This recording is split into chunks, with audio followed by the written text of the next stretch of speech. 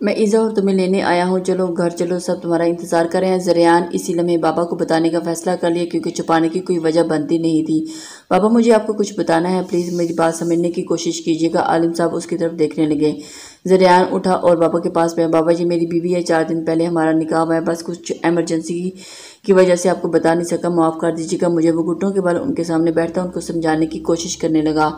आलम साहब जो इतनी देर से उस अना की दोस्त समझ रहे थे वो गुस्से से लाल हो गए। एक बार फिर हमेशा की तरह उनसे कुछ पूछना ज़रूरी नहीं समझा और अपनी मनमानी की। जब तुम्हें कुछ ही खुद ही करना है तो माँ बाप की क्या ज़रूरत है बेटा, उन्होंने काफ़ी सर्द लहजे में कहा। नहीं बाबा, इससे पहले कि वो कुछ कहता अना की रास्ते में आई और आपके बेटे ने ज़बरदस्ती निकाह किया मुझसे और मेरी शादी से अगवा करके घर में बंद करके रखा। इसे मौका मिला था तो वो कैसे गंवाती, इसलिए सारी हकीकत आलिम साहब के सामने रख दी थी। उन्होंने कहरबार नज़रों से ज़रियान को देखा और ईज़ा का हाथ पकड़ लिया, उसे गाड़ी में बैठ गए थे। ज़रियान उन्हें रोकने की बहुत कोशिश की थी लेकिन वो चले गए। ज़रियान ने पीछे मुड़कर उसे देखा जिसकी आंखों में आंसू के साथ साथ मुस्कुराहट भी थी। उसका दिल किया कि इस लड़की को जान से मार दे, लेकिन जब्त करके गाड़ी में बैठा, खुद भी उनके साथ बैठ गया। अगर वो रुकता तो यकीनन बहुत बड़ा नुकसान हो जाता, इसलिए वो घर से बाहर निकल आया।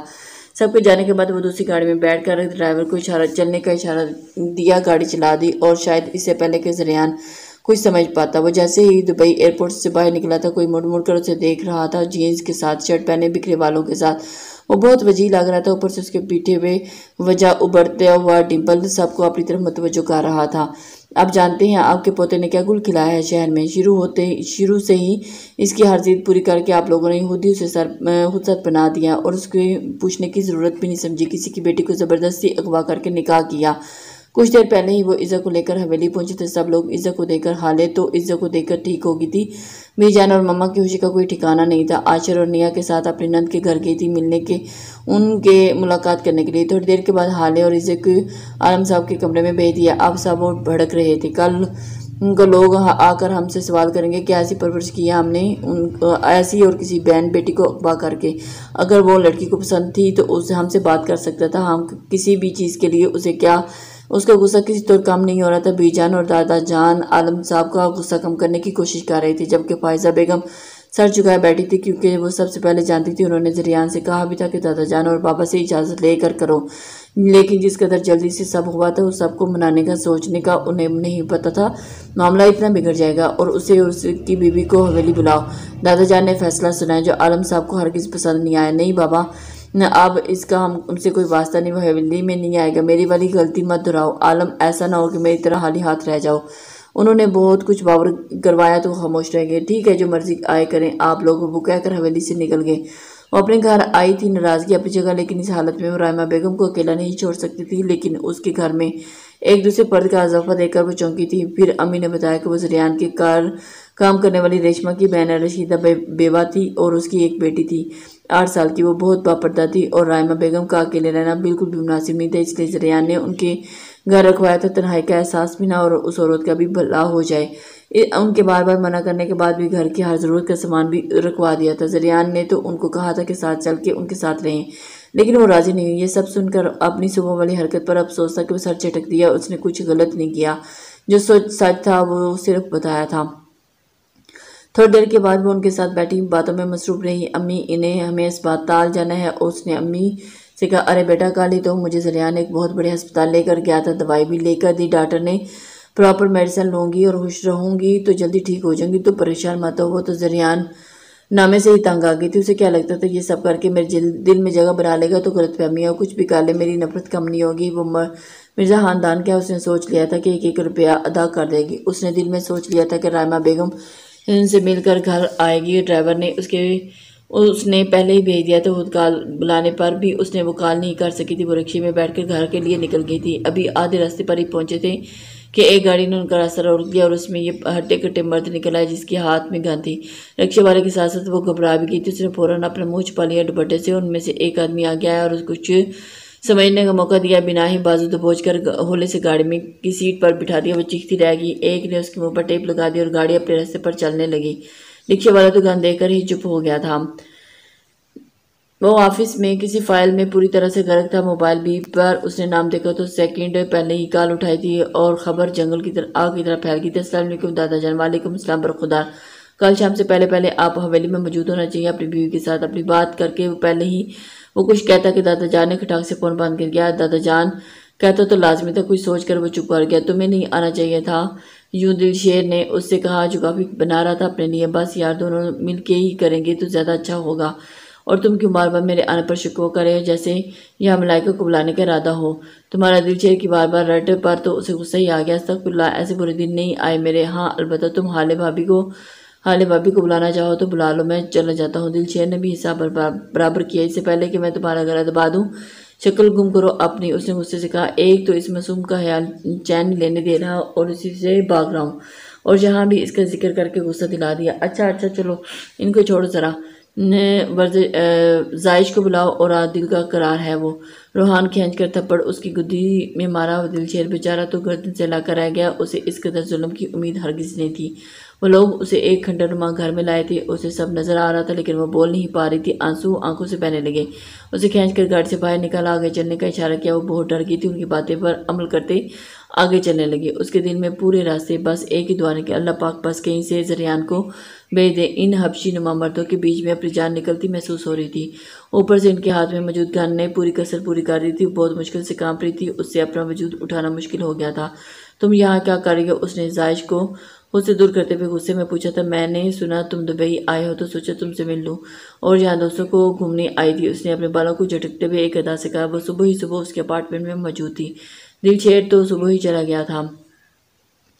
रोहान देख कि उसे हड़बड़ा गया था। वो गहरी नींद में था और डोरबेल की आवाज़ पर उठा और दरवाज़ा खोला तो अपने पिंक टॉप और ब्लू जीन्स में जायश खड़ी थी और आगे आकर उसके गले लगी थी। गले तो पहले ही लग जाती, न जाने क्यों इस पर रोहान उसको, न जाने उसका एड्रेस उस लड़की को किसने दे दिया था। फिलहाल अकेला रहना चाहता था लेकिन ऐसा नजर नहीं आ रहा था। अब क्या घूर रहे हो मुझे, जायश ने उसे खा जाने वाली नजरों से देखा था। उसे हटाकर अंदर आ गई। वो भी दरवाजा बंद करता उसके पीछे आया और लॉन्च मिरर के सोफे पर बैठ गया। घर का मुआयना किया। 2 कमरों का एक छोटा सा बहुत खूबसूरत अपार्टमेंट था और कमरा एक बड़ा सा लॉन्च था, साफ सुथरा और ओपन किचन बहुत खूबसूरत था।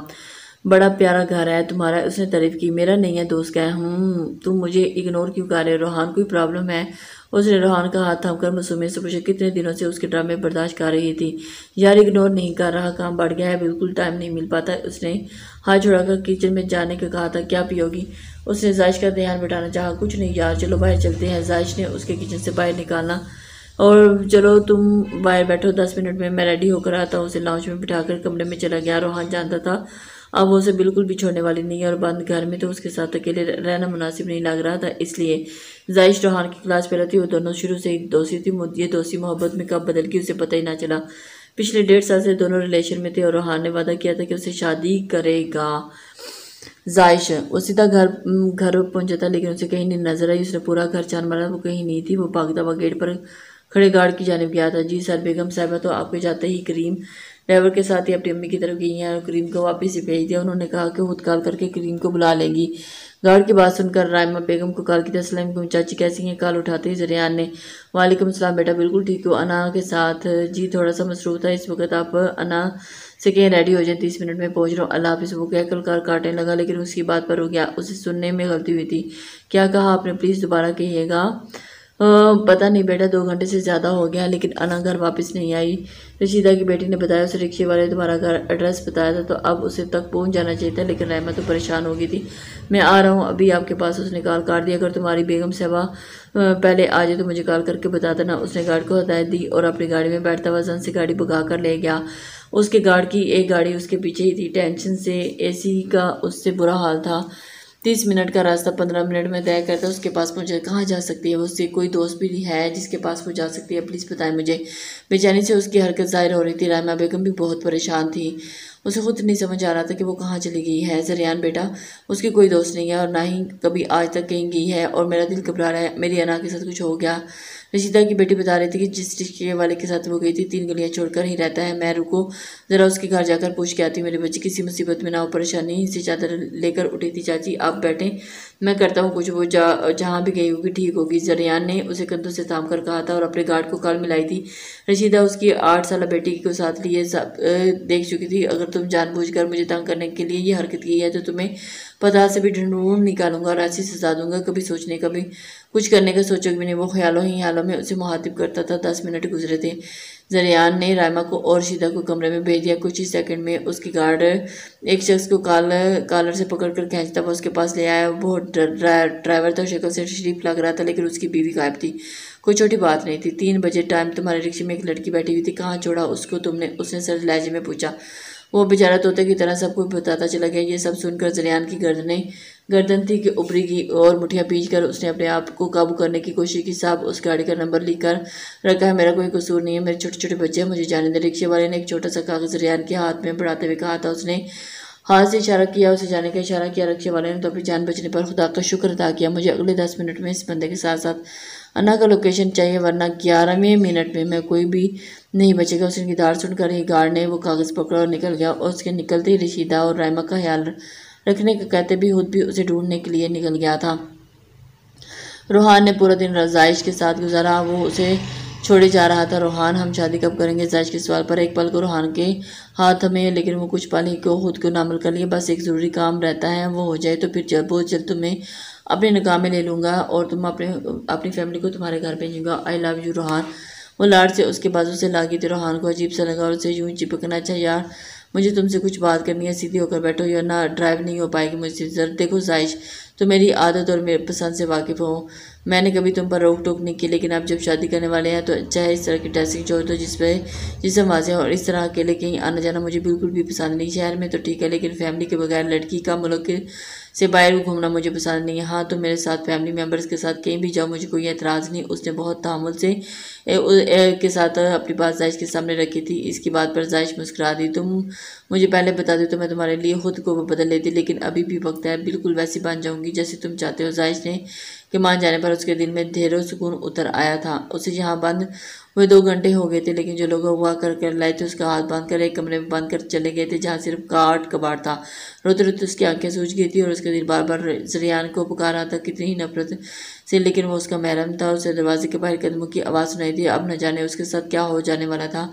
वो घबरा कर खड़ी हो गई थी। सिवाय इज्जत के उसके पास था ही क्या? वो किसी भी कीमत पर अपनी इज्जत पर आंच नहीं आने दे सकती थी। किसी ने धाड़ से दरवाज़ा खोला तो अनाने सकती थी, अपनी आंखें मींच रही थी। सब लोग लाउंज में बैठे, शाम के टाइम सब इज़ा आने पर पहुंच थी। इज़ा और हाले की बातें तो ख़त्म ही नहीं हो रही थी और बाकी उन सब पर देखकर मुस्कुराने लगे। साहब जी, वो हसन मलक के पोते मुलक खुरम मलक अपनी वालदा के साथ आए, उन्होंने ड्राइंग रूम में बिठा दिया है। मुलाजमा ने उन्हें इतला दी। जबकि खुरम मलक के नाम पर इज़्ज़ा का नाम मुतगय्यर हो गया था। हाथ पैर कपाने लगे। उसकी आंखें खौफ से फैल गई। क्या जिस चीज़ से जरियान उसे बचा कर लेकर गया था वो सब कुछ दोबारा होने वाला था? उसने बंद हो जाने से आंखें को सबको देखा और कोई भी उस तरफ मुतवज्जो नहीं था। दादा जान और बाबा एक दूसरे की तरफ बातें करने में मसरूफ थे। अबू हाले की चीख पर सब ने उसकी तरफ देखा। वो हिसाब बेहोश हो जाने को संभालने की कोशिश कर रही थी। फायजा बेगम भागती हुई बेटी के पास पहुंची। उसे थाम कर सोफे पर पड़े। भी जान बहुत दिल पर हाथ पड़ा था।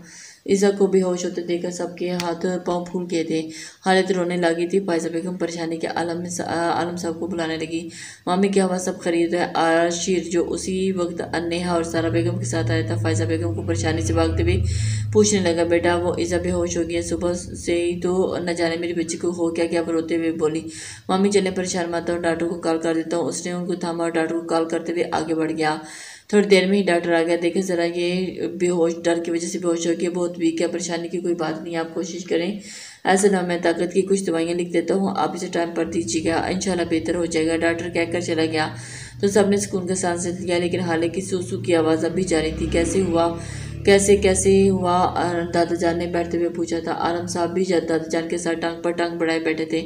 जब आप अपनी अमानत के जाना चाहते थे, ये पता चला कि आपकी बेटी घर आ चुकी है। फरीदा बेगम ने नहूब से, बहन जी आपके घर में आए, मुझे खुशी हुई। मेरी बेटी मेरी वजह से आपकी अमानत नहीं जो पहले भी कभी हुई थी वो ख़त्म हो चुकी है। आलम साहब ने कहा। आलम साहब, अगर याद हो तो आपने ज़ुबान दी थी कि आपकी अपनी बेटी इज़ा का निकाह आप मुझसे करवाएंगे, और ये निकाह भी हो भी जाता, आपका बेटा जरियान उसे यहाँ से गायब न करवा देता। आप जब आपकी बेटी आपके पास लौट के आ चुकी है तो आप कहीं बात पूरी करें। आहर मिर्ज़ा ख़ानदान का खून इतना कमज़ोर तो कभी नहीं रहा था कि अपनी बात से मुकरे। खुरम मुल्क के मलक साहब की आंखों में आंखें डालकर तमस्कर उड़ाती नज़रों से पूछा था। खुर्रम मुलक ने इनकार करता हुआ अपनी बेटी का रिश्ता दिया था। आलम साहब ने उसी के अंदाज में आंखों में आंखें डालकर जवाब दिया। उनके इनकार पर खुर्रम मुलक ने अपनी वालदा के सामने अपनी बेइज्जती महसूस की थी। गुस्से से उनका लाल चेहरा हो गया था और जबकि दादा जान मुतमिन अंदाज में खामोशी से बैठे सुन रहे थे। आपकी बेटी की इतनी पाक दामन तो नहीं थी जो इतना गुरूर दिखा रहे हैं। आप आखिर को आधी रात को मेरे बेटे के साथ पकड़ी गई थी। हमने आपकी इज्जत रखने के लिए यह बात किसी को नहीं बताई और आप हमें बेइज्जत कर रहे हैं। फरीदा बेगम खुर्रम की वालदा को चीखते हुए, अरे कौन करेगा इस बदकिरदार से शादी? इज़ा बीवी है मेरी, आइंदा इसका नाम अपनी जुबान से मत लाना। इससे पहले कि वो बोलता आशिर की बात पर ड्राइंग रूम में ही मौत का सन्नाटा छा गया था। खुर्रम मलक की गर्दन गुस्से से गर्दन की रगें उभर गई थी। उसने खूनख्वार नज़रों से पीछे मुड़कर ड्राइंग रूम के दरवाजे की तरफ देखा था जहाँ आशिर खड़ा था।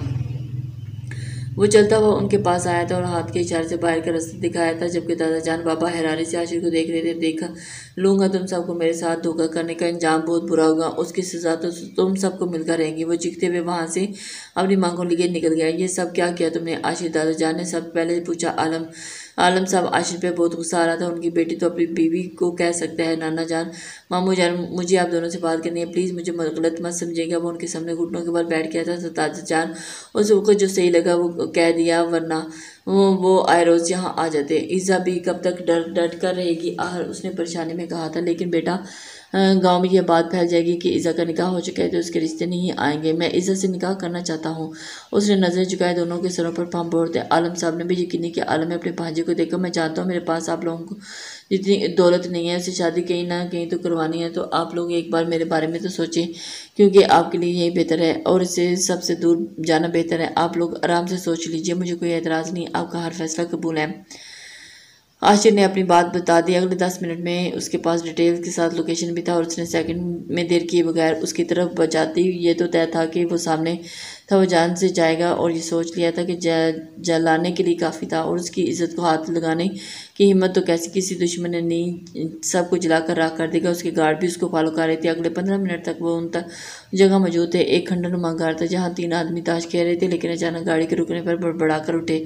इससे पहले कि वो भागते जरिया ने अपनी गान निकाल कर एक एक करके तीनों की टांगों पर फायर कर दिया। और उन्हें देखा न था, देखा दावा बोल दिया। उसका अंदाज वहशीपन था और करीब लगा कि उसकी सांसें बंद हो जाती। सर प्लीज़ आप मैम को देखिए, हम उनको ठिकाने पर पहुंचा देंगे, आप जाएं अंदर। नो उसने गार्ड्स पर बड़ी मुश्किल से उसे काबू पाया था। वो उनके खुद से छुड़ाता अंदर भागता हुआ उसने अंदर कदम रखा तो सिर्फ एक कमरे से बाहर ताला लगा हुआ था, बाकी सब खुले हुए थे और हो ना हो वो वहीं वहाँ थी। वो भागते हुए दरवाजे तक गया और अपना साइलेंसर लगे गन से ताला तोड़ दिया था और बेताबी से दरवाज़ा खोलकर देखा तो काट कबाड़ के दरमियान दो वो घुटनों में सर लिए बैठी हुई थी। तो कदम का फैसला ताकत वो बाहों में पीछ लिया था। वो अपने पास ने जाने पहचाने खुशबू महसूस करके कि नकियों से खोली, फिर ऐसे ऐसे नजरें उठाई तो इन सब गहरी आंखों में जोरदार तसादम हुआ। जो मौत को अपनी तरफ बढ़े हुए देख रही थी, किसी को बहुत पास पाकर वो तो उसके सीने में मुँह छुपाकर जरियान को पास पाकर बहुत फूट फूट कर रो दी थी। वो सोच भी नहीं सकती थी कि वो इस पल में उसने उस रियान को बहुत याद किया था। जरियान मम्मा मुझे बहुत बुलाया, आपको बहुत याद किया, नहीं आया आप मुझे यहाँ से छोड़ो मुझे, बाजू से वो इशारा करते हुए बता रही थी जरियान। उसके बाद उस पर जा बजा होंठों का लम्स छोड़ा था और उसके चेहरे को दोनों हाथों के प्याले में भरकर उसके चेहरे को पोर पोर चूमने लगा था। मम्मा मुझे कुछ छोड़कर मत जाना। वो हिचकियों में बोले, शश कुछ नहीं होगा, तुम बिल्कुल ठीक हो, कुछ नहीं होगा तुम्हें, वो कुछ नहीं कर सकता, तुम्हें अकेला नहीं छोड़ूंगा। वो अपने सीने में जोर से दोबारा पी चुका था। उसके बालों में बार बार लब रख रहा था। जब उसका रोना बंद हुआ तो उसे बाजुओं में वालिया अना ने उसके गिर्द बाजू पर बांध दिया और उसके सीने में चेहरा छुपा लिया। वो तो बहुत सुकून से उसके घर से निकलता चला गया था। अना को सुकून आ चुका था और जरियान भी उसको पाकर बहुत खुश था। उसे कल से रोहान को नहीं देखा था। रोहान जो उसके साथ हरकत की थी वो बहुत डर गई थी। उसे अच्छा था कि वो नज़र नहीं आया था, लेकिन सुबह से लाशौरी तौर पर उसे ढूंढ रही थी। न जाने क्यों उसकी गैर मौजूदगी से वो परेशान हो गई थी। दिल अनजाने उसे चाह कर भी करने लगा था। दादा जान आशिक का प्रपोजल सबके सामने रखा था, किसी को कोई एतराज़ न, लेकिन बाबा जान का कहना था कि वो अपनी बेटी से पूछे बगैर कोई कदम नहीं उठाएंगे, वो जो भी चाहेगी वही होगा। कल तक जरियान भी आ जाएगा तो आराम से बात करेंगे। अभी तक घर के बड़ों के बीच में जरियान उसे लिए घर आया था। बहुत मुश्किल से उसने ड्राइव की थी और उसे छोड़ने को तैयार ही नहीं थी। वो बहुत डर गई थी। घर पहुंचकर दूसरी तरफ घूमकर उसने अना का साइड का दरवाज़ा खोला और उसने बाजू में उठा लिया था और कपड़े में पहुंचाकर उसे बेड पर लटा दिया था। वह मुड़कर जाने लगा तो अना ने उसका हाथ पकड़ लिया। जरियान ने मुड़कर उसकी तरफ देखा और आंखों में डर इल्तिजा कुछ न था। उसने उसे साथ उठा लिया। चलो पहले फ्रेश हो जाओ फिर खाना खाकर सोते हैं। वो अलमारी में की तरफ बड़ा आराम से सूट निकाल कर उसे पकड़ा दिया। जब वो अपनी जगह से टस से मस नहीं हुई तो जरियान ने गौर से उसकी तरफ देखा।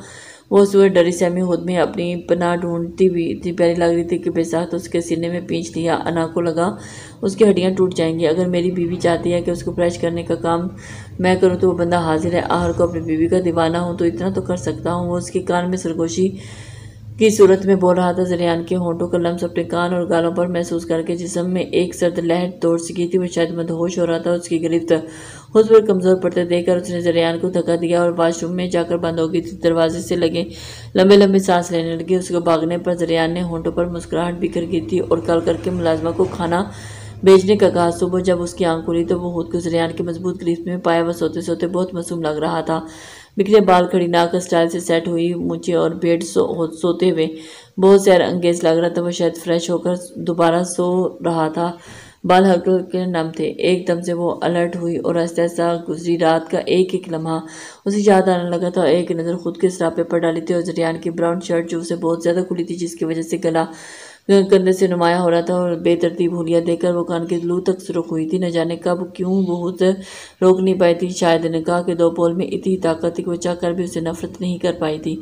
जब जरियान उसका मुहाफिज बनकर आया था तो उसी पल उसने सोच लिया था कि वो अपने रिश्ते को मौका देगी, लेकिन वो मिर्जा खानदान के बाकी किसी फर्ज से कोई वास्ता नहीं रखेगी। खासकर अपना दादा और दादी से कस मसाकर खुद को छुड़ाने की नाकाम कोशिश की, लेकिन नाकाम रही। जब उसे कोई रास्ता नहीं नजर आया तो उसके सीने के पास झुकी और बहुत आराम से होंठ उसके सीने से टच किया और बहुत जोर से सीने में दांत गाड़ दिए, जिसे महसूस कर जरियान उसके लम्स को महसूस कर बहुत ही खुश हुआ था और उसे सुकून मिला था। वो ज़बरदस्ती लाया गया था। मैं आना नहीं चाह रही थी, प्लीज़ देखो मेरी आना नहीं चाहती थी, लेकिन वहाँ अकेली रह जाती थी। आज बस आइंदा तुम्हें शिकायत का मौका नहीं दूंगी। जायश हाथ जोड़े खड़ी थी। रूहान ने मजीद उसका रोना बर्दाश्त नहीं हुआ था और जल्दी से उसके आंसू साफ किए थे। देखो जायश, मैं तुमसे शादी करना चाहता हूँ तो मैं नहीं चाहता कि मेरी इज्जत को कोई गलत निगाह से देखे, लेकिन तुम्हें ये सब छोड़ना होगा क्योंकि मुझे मेरी इज्जत से बढ़कर कुछ नहीं है यार। ठीक है, नहीं करूँगी, वादा करती हूँ। इसके सीने से लाग गई थी। थोड़ी देर के बाद रूहान ने उसके होटल तक छोड़ा और खुद उसके अपार्टमेंट में बढ़ गया था। रूहान नहीं चाहता था कि वो सिगरेट पर सिगरेट पिए जा रहा था। धुएं से कमरा भर गया था। उसे पल भर भी सुकून नहीं था। अजीब बेचैनी थी उसे पाने की।